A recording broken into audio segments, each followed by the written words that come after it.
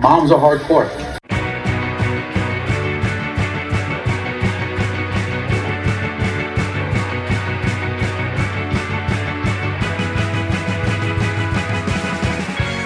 Hello and welcome to Moms of Flavor Town.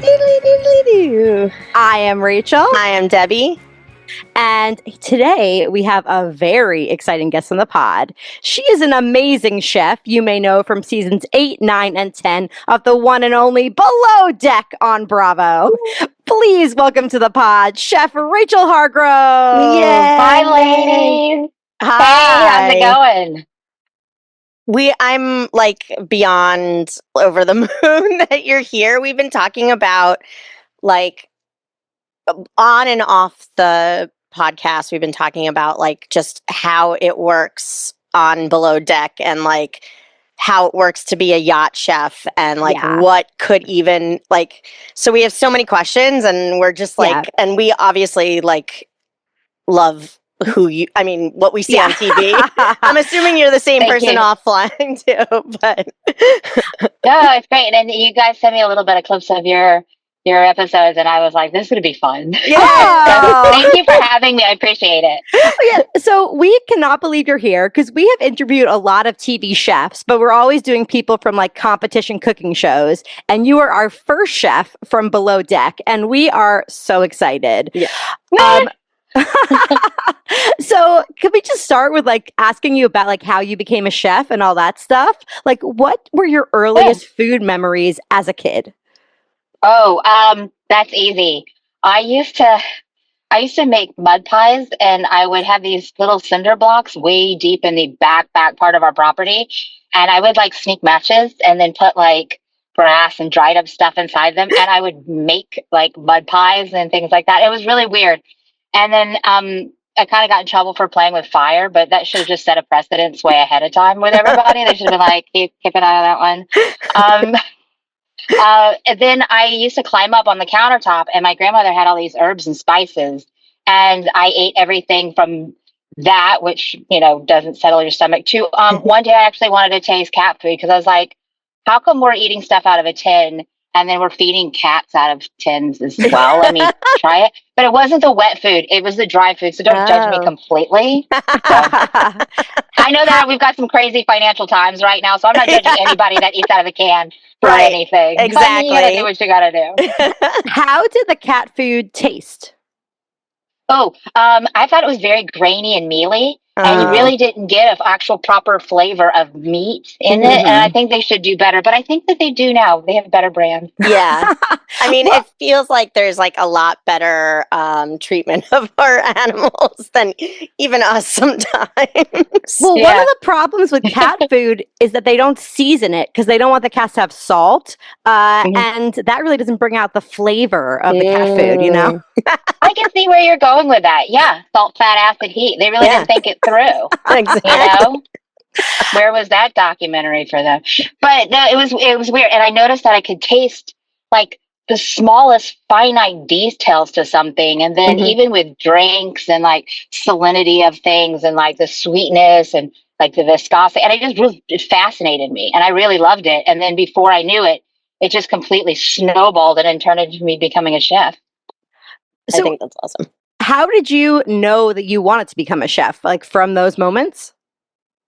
Well, it was in school. You know how you write down when you had the little journals in elementary school? It's like, what do you want to do when you grow up? Give me two options. And I was like, marine biologist, because dolphins are cool. And I know we have such a great estuary system here in the Tampa Bay area. I'm a nerd, so I was like, mangroves and animals. And then I was like, no. And my second thing is I'll be a chef. And my mom kept that journal, and it says it in there. And it was the creepiest thing, too, because I was like, I kind of combined them with yachting and cooking and becoming a chef. And then it grew even faster. I went and did my whole thing of life. And then all of a sudden I was cooking for other people just for fun. And everyone was like, this is really good. And then I started bartending and making my own mixes and playing with like flavors and stuff like that and drinks. And I really loved learning about like the era of cocktails, like the old school 1920s, like flapper, like prohibition, like the Mm-hmm. bee's knees and like the gin rickeys and things Mm-hmm. like that. So I really started learning about those, and I was like, oh, measurements. And then I was like, oh, wow. And then consistencies, and then really understanding that. And then I started cooking and making things and doing the cocktails. And then everyone was eating my food too, as I was making snacks for people and lunches and dinners. And they're like, you should be a chef. And then I Mm-hmm. was like, oh, maybe I should be. So, did you get any professional training, or were you all self-taught? Majority is self-taught, as Amazing. in for me, when it came to my vernacular of cooking, of Mm-hmm. why I have like international under my belt, is because I decided that why would I go and sit there and learn, in a culinary school and take their word for like what a pad thai should be? I was Mm-hmm. like, no, I need to take my money and go and study. I did study. I took courses and everything at the CIA as well. Mm-hmm. I ended up just saying, this is great. I love this. And then got a job on a boat and then started snowballing. But before that, I was back in Tampa Mm-hmm. and I started working as a sushi chef, believe it or not, in Tampa. Wow. I Yeah. do remember actually because I'm watching. So my below deck journey is kind of all over the place, but like so I was watching season 8, and you were talking about like your sushi experience, and I thought that was really interesting because obviously like you want that kind of you're on a boat, like do you want Yeah. seafood? So, Yeah. how did you get your first boat cooking job? First boat cooking job was, oh gosh, that was a long time ago. No, it was really like a long time ago now. It's like I realized that I'm like 44 and I feel like I've lived like I'm like a cat. Like I've got 9 lives. And I've only got one left after Alaska. But put me in a bubble, please. But I'm trying to like think it back. Yeah, it was like a stew cooking, but predominantly cooking. Mhm. And then the boat wasn't going anywhere. It was like Florida, Bahamas, Florida, Bahamas. And I'm like, Mhm. huh. And the owner could see that. And the Mhm. owner was like, that's not fair. I have friends. The boat's going to go to the shipyard. Go work for my friends. So I ended up doing that. And then their boat ended up going into the shipyard as well. And I was in this little tiny, like it's like a yachty bar. It's in Mhm. Fort Lauderdale. And I was standing there and I met the bosun and I was talking and chatting with my very charming personality. And he heard me and he was like, oh, you're going to get along well with all of us. And Yes. like, do you want to come and work for us? And I was like, oh, is it cooking? They're like, no, it's a deck stew position. And I was like, Whoa. where's it going? They're like, Bahamas for right now. But we're about to turn around and go to the Mediterranean. Do you want to go to the Mediterranean and cruise for the whole summer season, do the crossing, do everything from Spain, arrival in Spain, and then all the way around Europe, and then, come back and do it again and do the Caribbean season? And I was like, yeah, I'll work on deck. This is pretty awesome. Mhm. So I ended up doing that. And then they realized I actually could cook on the boat. And I was helping the chef out a little bit. And they were like, wait, you actually do cook and you Mhm. do have that background. And then it turned into like, you know what? I've got this under my belt. I can do whatever positions they are, but I predominantly want to go for chef. I don't. Mhm. But I was also told too, why do you want to be a chef? You're going to be long hours. It's hard work. You're going to destroy your appearance and stuff like that. And I was like, look, man, I'm just coasting on my personality. This is makeup. I wore paint. Gotcha, bitch. So I still love deck. And it was funny because I could always go back out on deck and help and like throw Mhm. lines and then I loved in-room checks and, Mhm. bridge watches and being out in, I was just so fascinated. I loved it. Navigation, but kind of was the best of both worlds. But then I was like, no, I needed to completely stay chef. And then Yeah. it was like, yeah. I mean, so we see you in Below Deck, like telling there's that season where you have Raina and you're like telling her, like, I can see you love to cook. So, like, that's from like your personal experience when you were working on boats. Like, you had that experience. Did you have chefs that mentored you or? On boats, no. There was a couple that were like, oh, kind of took me under the wing, but we never really worked together. They were just like, if you have any questions, I'll help you, Mhm. journal everything, try, if I hear of any jobs, I'll let you know, or, but it was never like under someone's wing. It was kind of 90% of it was like, even provisioners. Can I talk to your head chef? You know, even when I Mhm. was a head chef, can I talk to your who's in charge? And I was like, hold on, Yeah. I'll be right back. You know, as they're on the dock and they're trying to promote their company, and then I literally run downstairs, throw my coat on, and I was like, "Can I help you now?" And they were like, "Wait, oh," and then I was like, "Yeah, oh, that sucks to be you, doesn't it? Because I'm not giving you any of my money, or actually the owner's money." Yeah. Yeah. So, how did you end up getting cast on Below Deck? I don't know. It started, no, seriously, I really have no clue. It started in 2013. Kate and I actually used to work together. Uh-huh. Oh, Our boss's wife, who we worked for, was a huge avid Below Deck fan. Uh-huh. Like, she loved it. And we were always kind of, Kate's snarky, I'm just weird. And it was just the banter was constantly going. We had a fun captain that was on for a little bit, and he Uh-huh. kind of just let us roll. And he was like, he was like Captain Lee. He was Yeah. like, are you huffing stuff that I don't know Yeah. about? You know? And it was like, no, that's just our energy. And then Mhm. Mrs. loved it. And then she was like, you two both need to be on this show. Mhm. And I don't know, 2013, Kate and I got approached about doing Below Deck. wow. I mean, it's like, it's hard to, for people that watch, like, and you watch Bravo, right? And like, you watch something like The Real Housewives, and you're like, wow, like, these people are cast for drama. But on Below Deck, it can be almost like tempting to feel like people are just cast for drama. But obviously, people have to be able to like do the job also, right? So it's like, it's, Hopefully. but like by the time that you were on your first season of Below Deck, you were like obviously like a very seasoned yacht chef. You know, like we see people that come on and have no idea what they're doing on Below Mhm. Deck, but like you obviously had like a big command of the galley already. So how long had you already been a yachty before you were on Below Deck? I started in 2005. Wow. Wow. Okay. Yeah. And do people? So you were approached for casting. You didn't apply for casting. um, I, I don't know what it is, but like a lot of people I know do seek to be on television because Sure. one, it's an adventure. Mhm. I'm all for adventures, and then some people have like, you know, a reason why they want to get on for exposure. They have Mhm. like, something that they want backed and they need it, or they just really, really want to be out there, Mhm. and they feel like they should be. I actually was shocked that I had so many viewers and comments and followers. So I was like, what? Me? Why? I'm sorry. I mean, I don't want to no, I mean, I do want to blow smoke. Like, you're funny, and you are smart, and clearly you were one of the best chefs to ever do it, really, on the show. So it's like, Thank you. I mean, I that's interesting to me. I like seeing people succeed rather than fail, you know? yes. Same. Same. I'm a big advocate of that. Yeah. And that's if you had mentioned Raina earlier. Mhm. And I just saw her demeanor completely change when she got in there with me. It was Mhm. like a calm wall that she could, like a room, like she could come into and then just rock it out and Uh-huh. help. And she was so into that.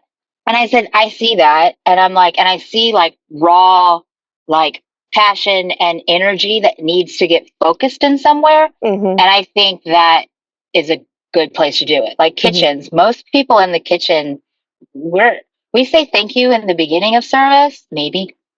And then we say thank you at the end of the evening, or hey, I'll chill out with you a little bit later. But during service, we're just like, you're so focused, you don't have time to so, and you really, it is high volume and fast paced. There's a little of aggression because you're like, and also like, I really need to focus on this and get this done correctly and timely so that it can move down the line and be brought to the guest in a timely manner. He Uh-huh. had that kind of raw, untapped, like energy and that vibe about her. And I was like, you can come in with me because I know for a fact you and I will just get it done. Yeah. Uh-huh. Do you And keep go ahead, sorry. in touch with Raina at all now? Once in a blue moon. There'll be like something once in a blue moon. Uh-huh. But yeah, I never had a problem with Raina at all.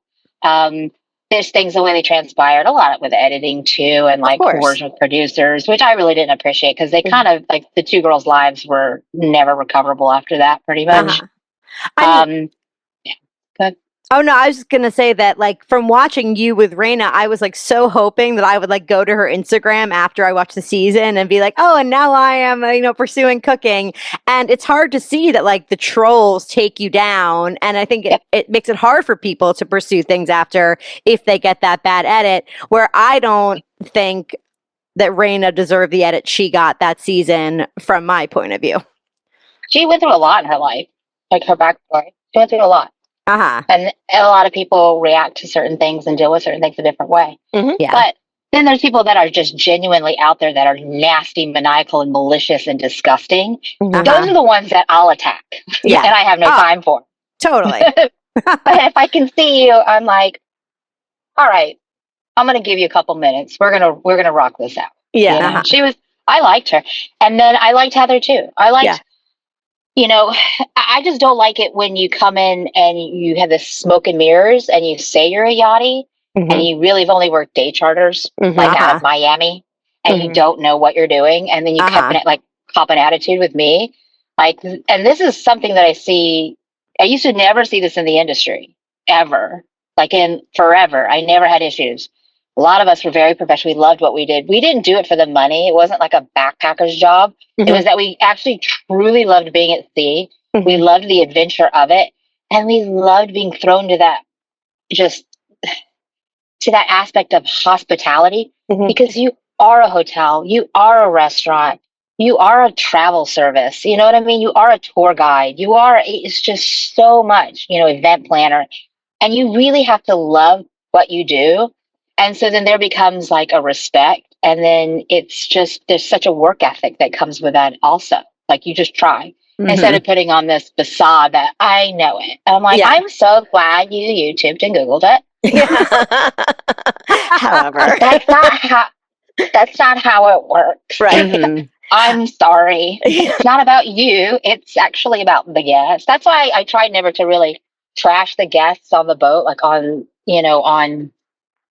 the show. I get a couple of like, oh God, seriously, but it was never like, how dare you? Except for I was pissed about the charter preference sheet in season 8 because I was like, but it was absurd because I was like, this isn't right. I was like, and I've never had this in all my years to that capacity. Yeah. And if we did, we knew months in advance with a charter broker and the client, and you could procure those every single thing, and you had all the proper equipment available. So when they knocked that on me, I was like, we get provisions like a couple hours before these guests arrive. I have no time to prep or do anything. And I'm like, you're telling me the night before pickup, and I'm not going to get the rest of my supplies until that morning. Yeah. Like you can eat a dick. Actually, you know what I said? The phrase. Will you say it for us, please? How bad do you want me to say it? It haunts people, I think. Eat my cooter. Yeah. Yeah. Oh God, that just like it's so satisfying to see, especially women, stand up for themselves in such a way. Like it was just a really cool thing to see that you were like, and I know that like obviously you came back and you whatever, but like I don't know, it's just really nice to see somebody like stand up for themselves in that way. And I'm wondering, like, was that like a Bravo thing? Like, was that a producer's thing that they would just like spring that stuff on you, or? Okay. So she's nodding. She's nodding. Yes. So they does production tell like the guests to like zhuzh up their preference sheets to be more insane? I know that with like my very first charter, that was it with Charlie and his friends. Yeah. Oh yeah. I know that some of the producers were telling them to tone it down. Oh, wow. Because it got a little, it was odd. And I was like, but it had a bad taste. That automatically put a bad taste in my mouth right away. I was like, something's wrong here. I don't like this whole like marionette thing. Like, I'm here for fame. Yeah. Oh, you want me to kick me? Thank you, sir. May I have another? Oh my Yep. God, here goes another 10,000 followers. You know, I'm like, no, that's not going to work. Yeah. Like, you hired a yacht chef.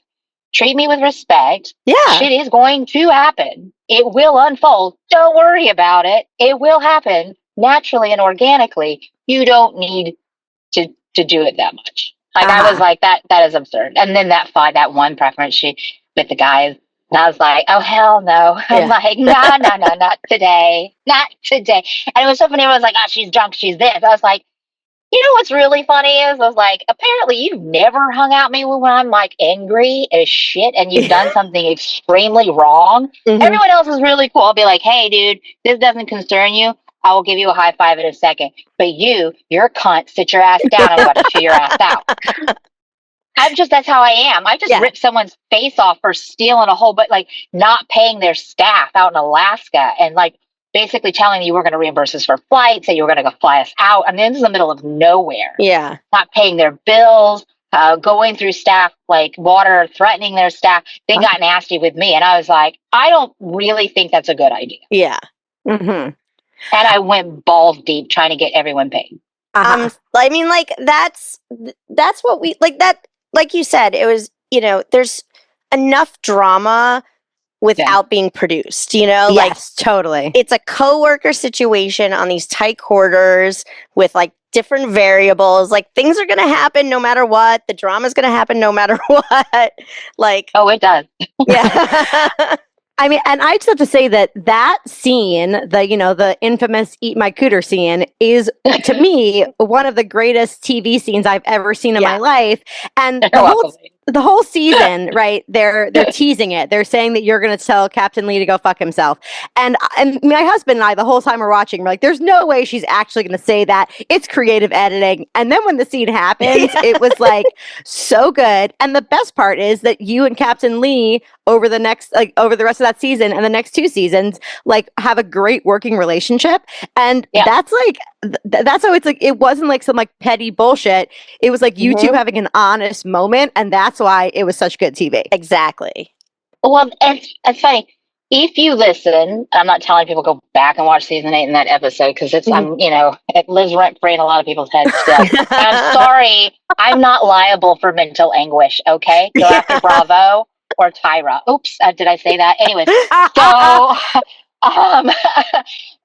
I actually didn't tell Captain Lee to go fuck himself. I'm like, you go fuck yourself. And then I'm referring to the producers as I'm looking at the preference sheet. Okay. And then I say, if you listen closely, I say, not you, I love you. But I was like, it wasn't toward Captain Lee at all. Because I would never, he's so awesome. Because he was like, what the fuck is this shit? Yeah. I was like, right? You feel me? What is that? But then those guests were actually not a nightmare, right? They were actually very appreciative of everything, right? So that's like, I feel like that it's like the way they sound on paper was much worse than how they were in person. Yeah, but I swear it was built up like that. Yeah. I was like, drum roll. And then all of a sudden they got on, and I actually still talk to some of the guys. Oh, like, that's so funny. And it's so weird because it was like, it had nothing to do with them. It was just the audacity of like the timing of bringing it on. And it was just, this is enough. But then when you think about it, like even there's been times where I haven't had preference sheets for guests. Like recently in the past couple years in yachting, I've had some weird, absurd stuff go down. That's why after 20 years, I was like, I think I need to like retire because I'm like, this isn't working for me anymore in my personality. I'm going to start yoking people out, and I'm like, it's not really good. Pfizer doesn't produce enough Xanax. So I was like, it's not going to work. Comic flag for you. It's like, doesn't work. What, she have palsy? No, that's just the Xanax. Those aren't pens. But,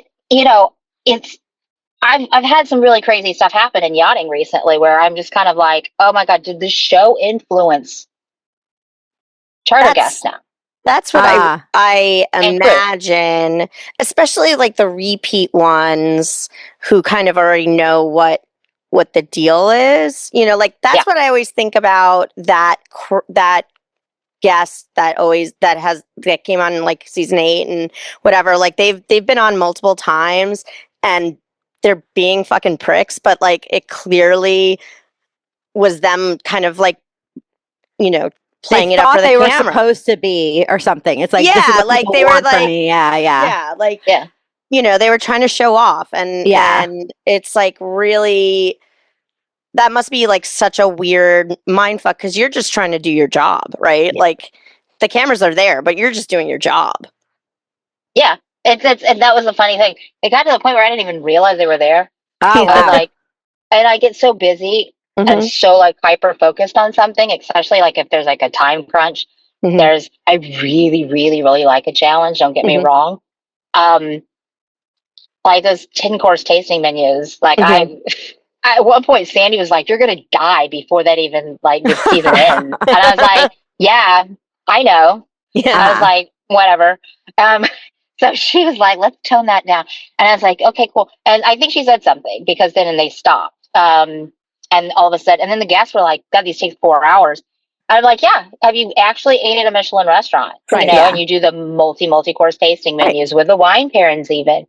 It takes forever. And meanwhile, ask how many are in the brigade in the kitchen, right? And how many hours of prep that they've done for that dish, and how many times have they prepared that dish to where it's almost in their sleep, Right. And had no real dietary restrictions, truly, but knew about them ahead of time if they did, or had something on the fly anyway, and had another commis or someone have that prep, you know. Yeah. So it's just, you know, it's interesting how I've watched yachting evolve, and I see the significance on how the show has impacted crew and impacted guest behavior. That's a bummer.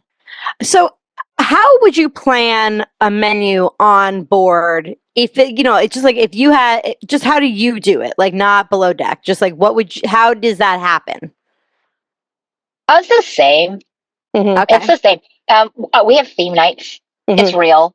We have theme nights. We have, you know, I have some people that want to eat that strongly suggest like I want food indigenous to that region and I want locally sourced. Cool. And you do your best, and then you sprinkle a little magic on it and wand and be like, ta-da. But I'll try to run in and get the food and bring it out. That's kind of the one sad thing about the show is that they don't let us really go anywhere and procure anything unless it's like completely scoped out and everybody's signed paperwork and the cameramen are everywhere. But it would be really cool if they could do that. But like how you make a menu, say it's on a boat, it's preferences. I still look at the preferences. I look at our cruising region, like where we're at, our cruising schedule, what port or call we're going into, the guests. I'm weird. I'll even ask where they're from originally, where do they live now? I mean, and people are like, why do you need to do that? I was like, there's a reason why. Even what religion are they? I'm going to need to know if they're kosher. Yeah. Once you start finding out about where they live, where they're from, who they are, not like who they are, but stuff like that. And then you read their preferences, you're going to be like, they're going to throw me a curveball. And it's like a fun game of mind reading too. So like you try to compile your menus accordingly to their preferences and what they want and they desire. When menus are left up to me and say there's dinner parties and they're just like go full ham, I'm like, let's do it. You know, what's your budget? Yeah. No, I'm not going to Whole Foods. There's like a San Juan, a Stop and Shop down the road. No, but seriously, I actually like shopping on a budget, so I can spend the money elsewhere, you know, on something else. Yeah. But like right now, I'm doing. I have a partnership with a company called Emerald Cruises and Tours, and it's for 2 years. What's so fun about that is I literally get to make the menus of where we're all cruising through. And then you get to do the same thing as yachts and parties and everything on board, even like demos. Like I can actually teach people how to cook certain things. That's awesome. Or I can do cocktail pairings. And then this is the rums that are indigenous. Let's do rum flights. Let's do this flights. Like when we do France, these are the French flights. Like the Sicily trip that's coming up. We're doing Sicilian wines. We're doing all food that's indigenous to the region of Catania, Sicily, all the way around. Wow. You know, Syracuse, all of it. And I want to bring people in on shore, so we do shore excursions so we can go to the market. And that actually happens on real yachts. Like you can take your guest in shopping with you. So your menus change. It's so many different variables. That was the most longest answer ever. No, it's fascinating though. So Yeah, and I had a Red Bull. I mean, we're a food podcast, so we love this kind of stuff, like hearing like the ins and outs. Yeah. On these Emerald cruises, how many people are you cooking for? We are a brigade of 7 plus me. Sometimes it Okay. varies depending. And it's only 80 passenger. Wow, cool. Yeah, it's 80 passenger. So it's that actually easy to sounds cook. really lovely. It is Yeah. fun. It's fun. Yeah. It's fun. Okay, so does a dinner and dinner service on below deck take longer because of the cameras being there? Yeah, and there's some things that get in the way of it too. Yeah, there's just so many different things that happen. And it's kind of funny too. And then you also have that cast, that know that they're being filmed, want to stop and talk in the pantry and be like, "Oh my God, I know, right?" I'm like, "Get the fucking plate! Don't make me come up there. I can hear you. Stop eating off the plate." So on your seasons, what was the ratio of people that you would say were like serious yachties to people that were there, like were trying to be on the show for TV? Ooh. First year, season 8, everyone was a yachty. Mm-hmm. Everyone was a yachty. Season 9, pretty much everyone was a yachty. Mm-hmm. Wait, I gotta remember. Hold on, I'm brain farting here. It's so long ago. Yeah. And it's like I feel like this also happened during COVID, so it's like Right. almost this Yeah. weird time span that has happened. And I'm like, and then 3 vaccinations later, I'm all like, I have like CRS, which is an acronym for can't remember shit. So I don't know. I feel like COVID totally like made us time travel in weird ways that like we don't even. And then season 10 turned around and it really turned into hyper focused on the cameras, hyper focused with trying to have screen time, be very malleable for viewership. And it really annoyed me because I was like, I'm here to do my job. I know you're not, which is fine. And you may or may not want to be a Village Bicycle, which is fine. But save that for the dock, because right now nobody really wants to ride a stationary bike that much. Uh-huh. I mean, that's what's so crazy is like, even if you want that fame, you're coming into it in this like small living space, where you literally have to work. It's not like the boat is not going to move if you don't like do your job. So that's what's always so insane. Like I don't understand how people can be that obsessed. Also, the most incompetent person on the crew is never going to get a lot of social media followers or anything. Yeah, that's not who people want to follow and see. Right? I think that they get a lot of backlash too. Yeah. It's like, I got a lot of backlash, which is fine. I actually don't really care. Sorry, people. I don't give a fuck. If I cared, I would run for political. Wait, never mind. I take that back. Could you imagine? Move over, Trump. Gotcha, America. They'd be like, whoa. And then everyone would be like, yo, seriously? We need to take that thing down for sure. I mean, they would lace my Taco Bell with something. She can't make it to the podium today. Why? She got hurt. I would vote for you. I would vote Hargrove 2028. Yeah, I would too. We've got plenty of time for me to start campaigning now. I mean, anything I can do, I can do better, right? Definitely. Yeah. And, Florida, like I feel like if Florida could swing you get the Florida vote. I know, how about you run for Florida governor instead? Yeah. It's really weird. Florida's such a weird state. It's like you travel from certain areas and everything changes. Like it's constantly like everyone's views changed so drastically, even from like neighborhood to neighborhood in some of the major cities. Like it's crazy. And Yeah. it's so interesting. That's why, like, for me, Florida, I think is, I don't know. I mean, if you win a Florida vote with a majority, I'm proud of you because Uh-huh. like I don't know what you did, but somehow you did it. Because My husband's from Florida, so I spend a lot of time there. But he's from Orlando, and I feel like Southern Florida is way more fun. No offense to Orlando listeners. only an hour away from him, I'm in Tampa. West Coast, yeah. Um, so halfway through season 10, sorry. Sorry, I'm just talking with your husband right now. Oh, What? no. Are she ganging up on us? Okay, so here's a couple more questions. Here's something I've always been dying to know. Does the crew do talent shows, etc., on yachts, on yacht charters that are not below deck, or is that just a below deck thing? I've done theme nights. Mhm. Uh, I've done theme nights. And they're fun. uh-huh. And they're well thought out. We do. I've been on boats where we have like steel drums come on board. You know, Uh-huh. it's not that far fetched. Like that really is something that we do on boats. I worked on this boat not too long ago before I retired, and the my boss loved to sing karaoke upstairs, up in the Sky Lounge. Mhm. And it was like, but it was a beautiful boat. Like he literally made it for entertaining. It's stunning. It was great. Like the textiles he used, it was fabulous. He had this gorgeous bar that laid out glue. It like lit up from behind, and then he had this like long settee. It was absolutely stunning.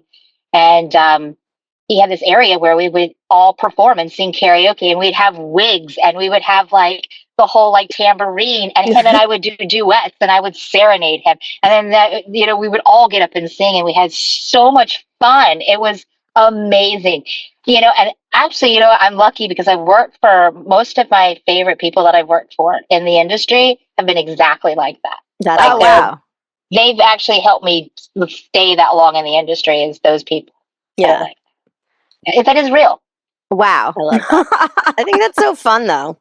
Yeah. Yeah, I think it's cool that I mean it's like everybody who works on yachts like has to have that willingness to do things, I guess, to be part of a It's like team in that a way. service industry. Yeah. It's all contingent upon every boat has a vibe. Mhm. It really does. Every boat has a vibe. It's got its own like beating heart, its personality, and it really comes from the owner of the yacht and the captain, and then it works its way down. Chief stew. Those are kind of the ones that they have to get along cohesively and be professional, because us chefs, there's a reason why we're surrounded by stainless steel in a box with like airtight doors and a white jacket. You know what I mean? You don't have to see us, you know, we Yeah. don't have to go out there. But those are like everything rolls downhill. And if you have a really fun program, and then you get known for that in the charter circuit. And then I've worked on boats where you only speak when spoken to, and you don't even talk to the guests. You submit their menus way ahead of time, and they tell you yes or no, or you send them via WhatsApp, and then they tell you what they want, and then there's no point for you even to make them a menu. But yeah, Wow. I don't stay long on those. Yeah.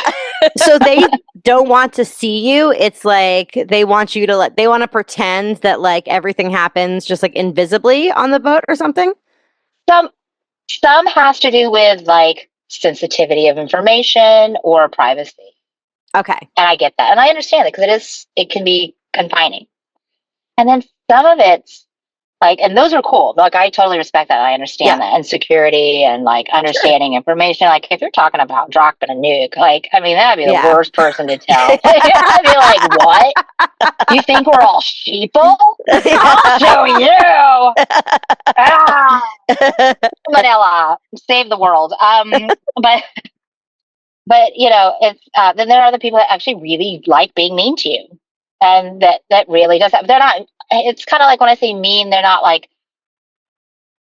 I've been lucky. Like I've had a couple people like charter guests in my career. This is very rare though. Like the negatives are very very rare when it comes to guests and owners.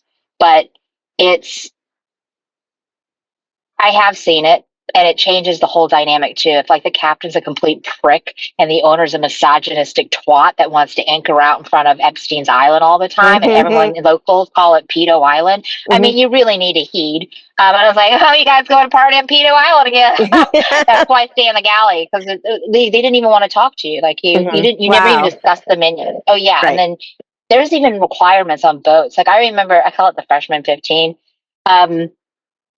I really started working on boats. There was like French pastries. I'm in Europe and I'm eating everything I get my hands on. And I'm like, this is amazing. And I gained a little bit of weight. I actually got told to lose weight, that my uniform will not get any bigger, and that they don't Whoa. carry those sizes on board. What the fuck? Oh my God. That is true. That was an industry standard. I actually, if you notice, season 8, I was kind of like over it. Like I didn't want to. I was like, I'm in the kitchen. I don't really feel like make makeup on. I didn't quite pick up the whole concept until like 9 and 10. But there's been boats where you have to wear makeup at all times, whether you're in the kitchen or not. So I kind of used to not put makeup on. Well, I used to put it on in the mornings. My face was getting all messed up, and then I'd have to like go wash my face and then reapply the makeup. And then I got smart. I was like, just do breakfast service, and then go trial some social acceptance on, and then go up there. And Yeah. I was going to Put the say, war because paint like on. when you're in a tiny kitchen, I can imagine like just, mascara getting all over you and like Yeah. all this other stuff, like, keeping a straight face. And when you were talking about this, like I was thinking about the movie Triangle of Sadness, and like, Oh. did you ever see that? Who's in it? I can't remember. It's oh my gosh, of course now It's my brain is Swedish or Danish or something. yeah, it's but it's about this like private yacht that it's like basically it's like the dynamics between like the crew and the people who rent the yacht, and like obviously the yacht people are very rich and terrible, and the crew is like just trying to do their jobs. And I don't want to give it since you haven't seen it. I think you could tell them that Okay. they get shipwrecked. That's Well, no, Triangle of Sadness is not I the love spoilers. no, they do get shipwrecked in Triangle of Sadness too. In the Oh, end, yeah, at the end, yeah. That's But part. Yeah, they also get like terrible stomach poison, like food poisoning, and everybody's just like all these rich people are just like shitting in toilets, and like with the water going, and it's like a rough sea, and so the vomit's just like pouring out of the toilets and stuff. That would stick with me. I haven't. That's the next rent. I'm going to be right on Amazon Prime after this. I'll be like, check this out. Let's rent vomit. It's very funny. it's funny, but it's also very dark. And it's I also like don't even know if, as someone who works on a yacht, you would want to watch it, like just because it might hit too close to home. But but the end they get shipwrecked. Now I'm remembering, and the rich people have to rely so much on the crew because the crew have actual skills. Yeah. And they're still acting like they should be the rich people are acting like they should be in charge, and the crew is like, no. Yeah. That's funny, isn't it? Yeah. Yeah. It's a great movie. You should definitely check it out. I will definitely check it out. Thank you. Yeah. Okay, so I'm going to ask you a question about season 10. So famously, Captain Sandy took over for Captain Lee, and you had a great working relationship with Captain Lee. And then Captain Sandy comes in, and, I'm just talking as a fan, but I always see Captain Sandy as more of a micromanager than Captain Lee. How was that change from Captain Lee, who you knew his management style very well, to then working with Captain Sandy? Captain Lee is just fun for me. Like I've worked with so many different types of personalities and management styles on boats over the years, and I don't think she's a micromanager that much. I really don't. Maybe from like watching as like a viewer, maybe.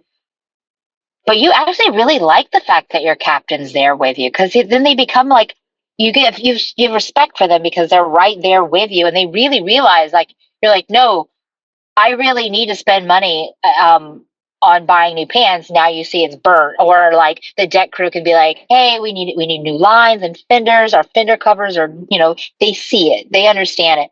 Or if they have a problem with a crew member and the crew member's not pulling their weight, sometimes captains can actually see really what's hindering that crew member. It's not that they're lazy or whatever, it's that they're timid or intimidated by the person, or they're afraid to show their knowledge, they're not comfortable with it enough, and they have a bad leader. I think it's great. For me, I get along with Sandy. I liked working with Sandy. I've worked with other female captains. You have to dot your I's and cross your T's as a female in that industry. I'm sorry. Whether everyone thinks somehow, some way that we've become such a wonderful society that everyone's equal, I plead with you to take those rose-colored lenses off, stop puffing out of that tailpipe, and really understand that it really isn't equal. Yeah. Even with chefs, it's not equal. Even with television chefs, it's not equal. It's not equal. Well, can I tell you what our very next question literally was on our list? One theme throughout a lot of Below Deck has been toxic masculinity. Have you dealt with a lot of sexism on boats? That's literally our next question we were going to ask you. Oh, those are fun. Yeah, those are fun for me. I'm all like, we're going to do this today, because I'm going to tell you, my metaphorical deck is way bigger than yours. Yeah. I was going to say, like, you hold your own, and I guess you would have to in that situation. It's, when I put a coat on, I have no religion. I have no ethnicity. I have no gender. I have nothing. I'm just that person that's executing those meals to wanting it to be such a capacity that the guests will never forget certain items or the whole event. That's my goal, is to give them the best time of their life, or bring to the table of having them remember something back when they were childhood, or even going, wow, I want to show you what I have experienced. Let me take you on this culinary journey, and I hope you enjoy it too. So you don't even care about it, but I have had some interesting things go on where I'm like, oh, you're one of those. I don't have time for that. I really don't. I don't have time for any of it. And I think if you're so focused and you really love what you do so much, those are considered speed bumps. And when you enjoy the ride as it is, you don't even really notice them. You're like, I need to check that hubcap a little bit later, making a sound. But you just plow through them. And anybody that has ever experiencing anything, not just toxic masculinity, but everything, like racism, like all of that, like anything that you're going through, the sexism, ageism, like you name it, whatever it is, be comfortable within yourself. Really know who you are. Develop to the capacity that you want to be. Don't look for others to condone you and stamp of approval. And really thrive and push as hard as you can. And then sometimes, everybody needs a little throat slap every since. Get out of my way. I got shit to do. You're getting in my way of accomplishing my life. But and it's there. It's just there. And I mean, in a wonderful world, it would be gone. It's not going to leave. Right. And quite frankly, I've come across some interesting things where men have said some really horrific things online about other women, and then they gang up, and then but then I also watch like the racist stuff come out too, and then I watch like everything. And it's so weird, like how social media has social media and the way that we interact with one another online has now spilt over into how we actually behave in person now. Yep. It used to not be. We'd be like, oh, gee, blah, blah, blah, blah, blah. She's a this, she's a that, da, da, da, da, da, And then now all of a sudden, I've built up enough strength to not have a filter. And I'm actually going to verbally accost you now in public. And then I'm going to be rude and nasty. And then I'm just going to be feral. I'm like, okay, well, that's cool. I'm not feral. I'm savage. There's a difference. I don't start the fight and I don't look for one, but I'll tell you what, you found it and I finish it. Right. So it's like, Do people approach you on the street and say stuff like say bad shit? Oh, it's very rare. Very rare. Okay, good. I think I've had 3 times in my life and one dirty look, and I'm Uh-huh. plain. But I just think that maybe she just had pink eye or something. And I was like, look, just don't let your boyfriend, double barrel shotgun you in the face with a fart. Dutch ovens are bad, okay? For a reason, it's called Yep. pink eye. Mhm. This was probably a problem. She had my pink eye. That was fine. But she did kind of snarl at me, like, we could have her face. I don't know. Yeah. But I'm not here to judge. But Uh-huh. I felt like she didn't like me. But everyone else is super cool. And then some people are actually so scared to talk to me for some reason. Then they text me on they'll DM me on Instagram or they make a comment and they're like, I saw you. I really want to say something, but you're really involved in conversation. I don't want to bother you. And I was like, girl, please. I was like, Yeah. you can bother me all day long. When not to bother me. When I'm eating dinner with my family one on one or it's like a special occasion and you can tell or I'm with my mother, Uh-huh. you can interrupt me. No, I'm Yeah. kidding. I'm joking. But yeah, I do, and I really, really love the interaction of I hate saying fans or followers. It really kind of it's just bad. I don't like it. Uh-huh. People that feel like they connect with me. That you Okay. say others that feel like they connect. They're amazing. They're absolutely wonderful, and they are so uplifting and encouraging, and it's sometimes it's I feel like I can't be positive to them enough and be like, hey, da da da da, But when I'm in public, it's cute how everyone approaches you and they're so nice. I'm like, yeah, great. come hang out. Yeah. Oh, that's awesome. I love that. Yeah. Hey, this is the world. There's a lot that's always going on, but if you really think about it, it's just one big party. Yeah. Yeah, Yeah. totally. It's just Absolutely. we're all here hanging out, doing our own thing. Yeah. Yeah, it's coexist. And let me ask you a couple more just questions I've been dying to know about below deck in Okay. general. How does pay work on a normal yacht? How much of your pay is your salary versus your tips? I always am curious about that. My salary is my salary. Mm. My salary is my salary, and my tips are separate. Uh-huh. Those are tips. Those are tips as well. Mhm. On boats, very rare that someone takes from the tip and sections out X amount of dollars to certain people and then they get this or they get that. That's actually, I don't think that's fair. And granted, yes, you're going to have somebody that sucks on the boat. That 90% of them probably don't even get paid that well because they're a lower level. Mm-hmm. And then all you do is at the end of the season be like, farewell, enjoy, Khao San Road in Thailand. Don't get, it actually is a dude. Look for this. And then if you're into that, then go for it. And by the way, don't drink the whiskey in Khao San Road. I mean, but they're they're to backpack. But Yeah. the tips are tips, and salary, and we all get paid differently. Uh-huh. So you get paid the more salary than tips. Oh, well, tips are just tips. That's completely separate. That's great. Yeah.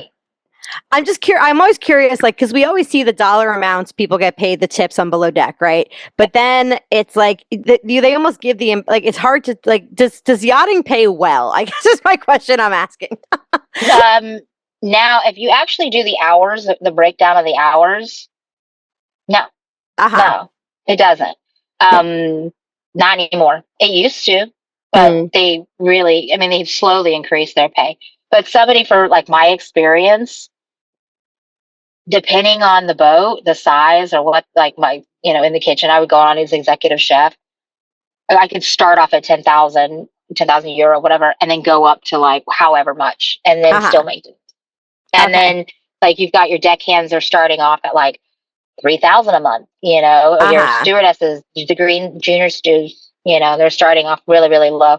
But that's the thing. It's stick around and work and but also take your money and invest back into you if you're going to stay in any profession. Right. And you're going to want to move up the ladder. It's not a gold star given Montessori here. It really is. Invest back in yourself and then set that foundation properly. And then when you climb up, no one can knock that down. Mhm. You really do have those accolades. That really is something that you have.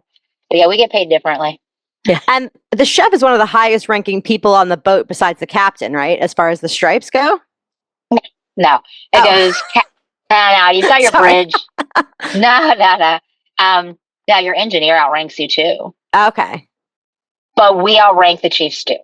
Okay. That's Got what it. I guess you outrank, besides the captain, most of the characters on Below Deck, and the other people are like the ones that you don't really see on Below Deck, like Yeah. the people that outrank the chef, I guess.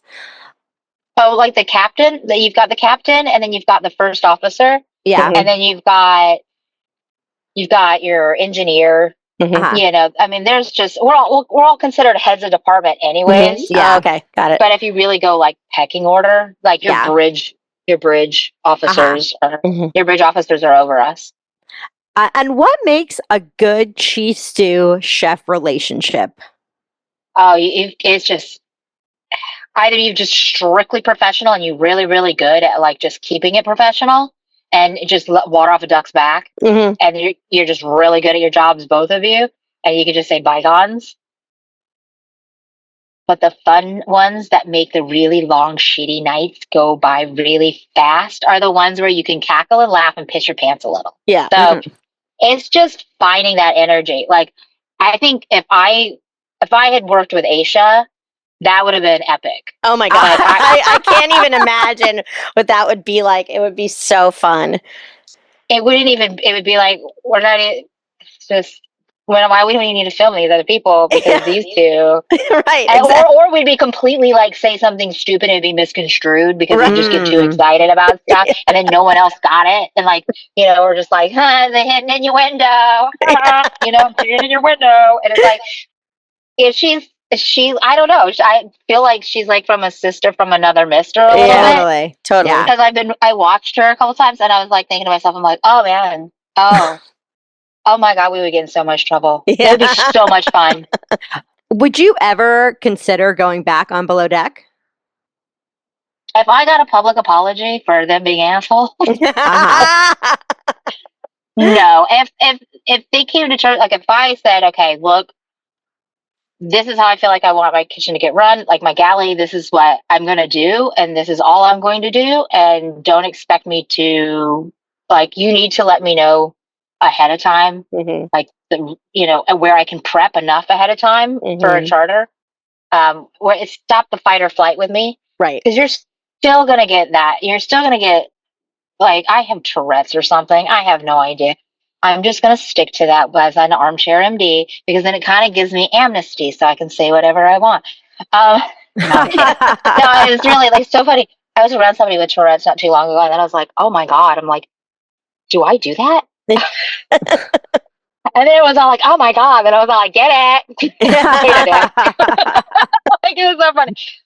No, but I don't know. Like, they would have to be like, it would have to change a lot with me, and then it'd be fun to go back. I would love to go back and work with Aisha, to be honest. Yeah. Would you ever do another like competition or like cooking show or anything like that? I've turned down a couple opportunities. I've Oh. turned down a couple. Yeah. Would you tell us It's what just not any my of them thing. are? No, because like if they ever come back and are like, oh, we want you to do this, and then I'd be like, Uh-huh. okay, that's cool, I'll do that. You Yeah. know? Yeah. I mean, we recap Tournament of Champions, and do you know that show? Oh, yeah, a little bit of it. Yeah. Yeah, we would love to see you on that. Oh Like my something God. like that. Like a you do so much high pressure cooking on Below Deck. I feel like you would do great in the high pressure cooking competitions. Totally. Yeah, that would be fun. Like the real ones, like that Yeah. are real full on. Yeah. Which is the one with Padma? Top I Chef. can't really. I would know, but No, she left she Top left Chef. Top Chef. Culinary America's Culinary Culinary Master? Cup. Oh, America's Culinary Cup. Well, that one, because I was like, it was weird because I was traveling and everyone was telling me to check the show out, and I kind of briefed God a moment. I was like, I gotta download Hulu, Hey You, Paramount, what? I'm like, it doesn't work in this country. Yeah. Still robbed. But they'll take my payment. But so I didn't really get to watch it, but I heard a lot about it and I saw little bits of it, and then I was like, I would so do that. I actually really like Padma. Yeah. Uh-huh. She's Marcus awesome. Samuelson. He's like one of my favorite chefs. And a lot of the thing is not about the food and the Michelin stars. It's about their integrity and their personalities. Like, I just see how that they operate, and I'm like, you fascinate me. Yep. But yeah. Yeah. I would. Oh, go ahead. We would love to see you on one of our Food Network shows that we cover, because we cover like Food Network, we cover Top Chef. I think that you would do great on one of those competition shows for sure. Totally. Yeah. And so who do you keep in touch with still from Below Deck? Captain Lee. I love that. That makes me really happy. Do you, Captain Lee, and Kate Chastain just hang out ever? No, not with Kate. Okay.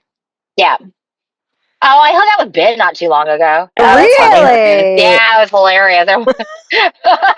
Like, our mutual friend was there with us, and he was just literally like, "What? What is this?" And he actually wants us to do stuff together. Oh yeah, my God! like events, together. So we'll see. I mean, Ben just went back to Below Deck. He was like, I feel like that was a big get for them, for Ben to go back. You know? Mm-hmm. Yeah. Yeah. So maybe Bravo will grovel at your feet and say, "Rachel, we need you." Give me my own controlled television show. Just film me in my bus driving around doing nice stuff for people around the world. I mean, around the United States, but having road rage at the same time. See, I would watch the hell out of that. That sounds totally. Awesome. I would definitely watch that. And then you could, like, they're talking about like these chefs you like Padma, Marcus Samuelson, have them like come for like a couple days on your bus with you, and cook together. You're right. Like, remember, like, what was it, Jay Leno, and then was it Seinfeld? Driving comedians in cars. Yes. But it's like chefs on buses. Yeah, chefs in a bus. Yeah. Oh my God. People. And then I get the drone footage coming up, the dramatic drone footage, right? But it's actually me stopping really fast and then throwing them out the door and then driving off. I'm done with you. Get out. You heard it here first. We will watch that show. We will produce that show. Come on. Moms of Flavortown Networks presents Chefs in Buses, throwing celebrity chefs out of the bus. Yeah. I actually bought it to throw people under it. I'm kidding. Okay, so who was that? Oh, that was Francesca. My bad. Oh my God. Okay, so we are almost out of time, but I want to save a couple minutes for you to talk about what you're doing now in your career. Oh, partnership, like I said, with Emerald Cruises and Scenic. It's Scenic is the company, and it's like it's like the little tiny subsidiary, and she's cute and she's amazing. It's Emerald Cruises and Tours, and she's the smaller ship, but she looks like a yacht, and she's gorgeous, and it's minimal passengers, and it's one-on-one, and the staff are amazing there. And then we're doing like the culinary tours, like I said, doing the demos. We're doing like theme nights. I'm not even kidding. And then my menus that are all indigenous to the region, so you have cultural immersion. I have another one coming up with Sea Cloud. It's a full sail ship all throughout. It's a tall ship that's going all the way around Sicily. Wow. It ends up in Malta. That's going to be fun. And then my sous chef that's going to be with me is Rory Elliott. He worked over at Core. It's a 3-star Michelin restaurant in London. I'll do stages, and then projects and then private events. That's all I'm doing right now. Oh, that's all. That's it. Just like a million fucking things, and we're just hanging out. Hanging out. I was reading that you are an Ayurvedic practitioner. Also, do you still do that? So, can you tell us about that a little bit? Okay. Well, everybody has stomach issues. I work for people, and there's always these fad diets that drive me nuts. And it's like cookie cutter. It's not like actually for that individual. I'm like, there's so many.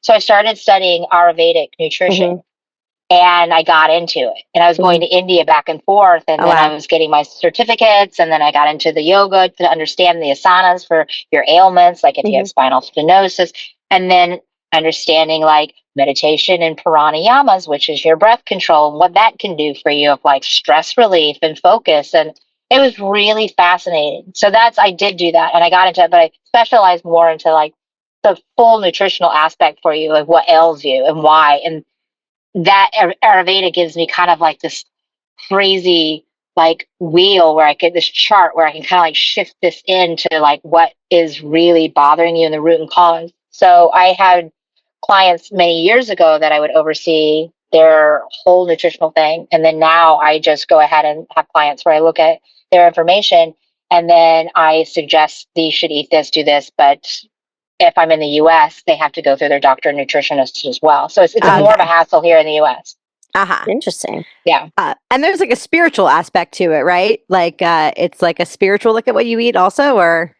Yeah, it's everything, like grounding. Like Ross says, like understanding, it's like neurological understanding of when you eat.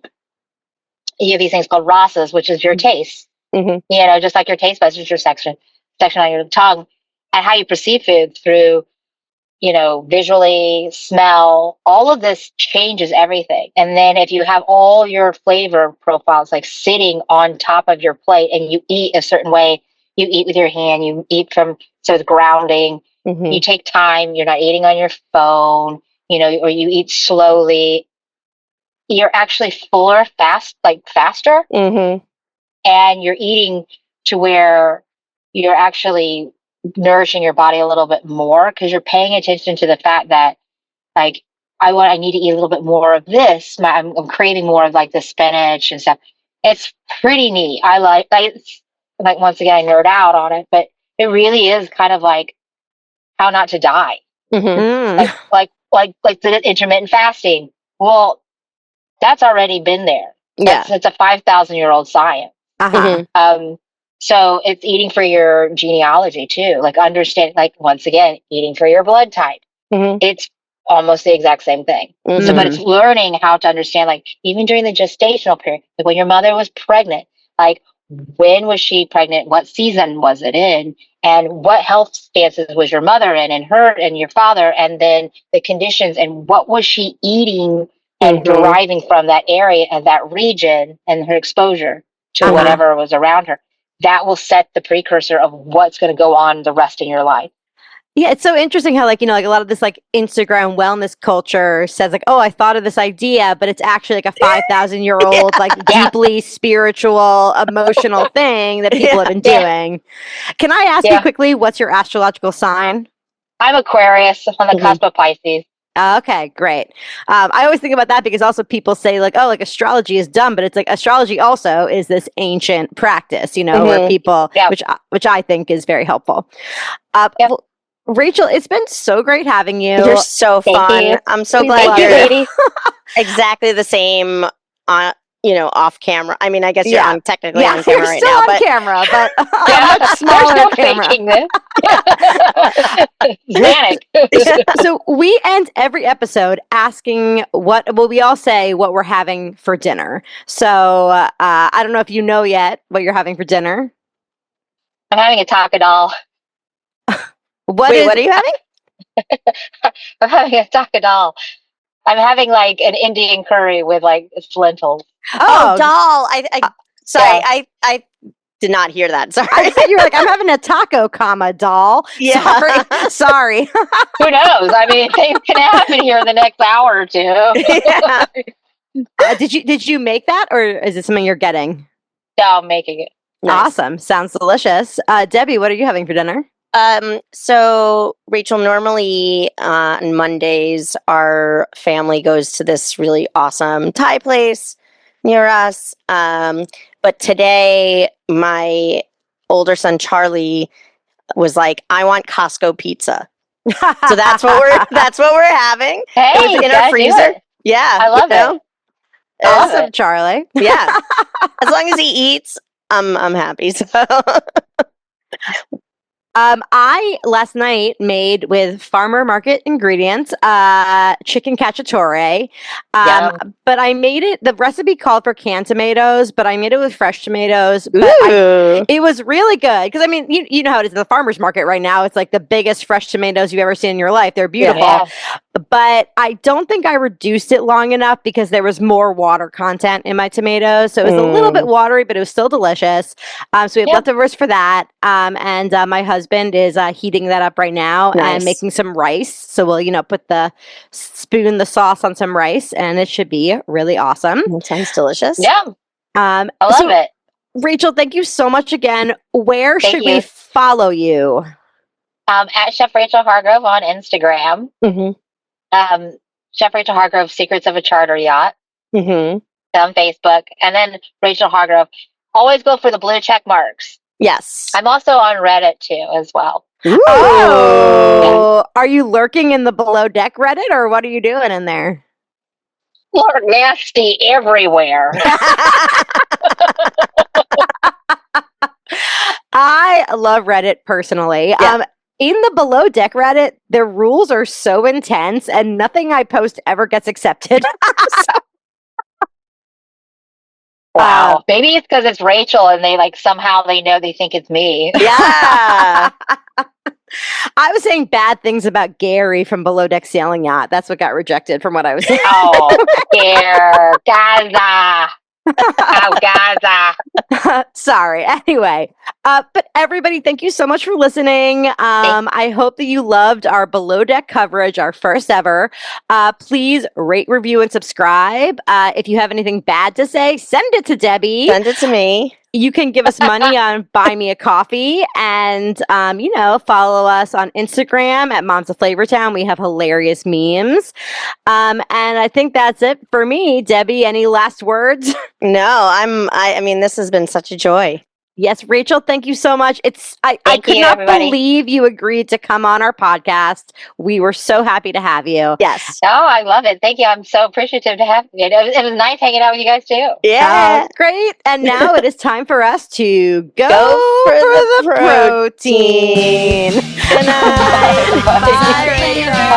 Bye, ladies. Thank you. Flavortown, go for the protein and PYKAG. Ooh, yeah. Moms of Flavortown. Unicorn.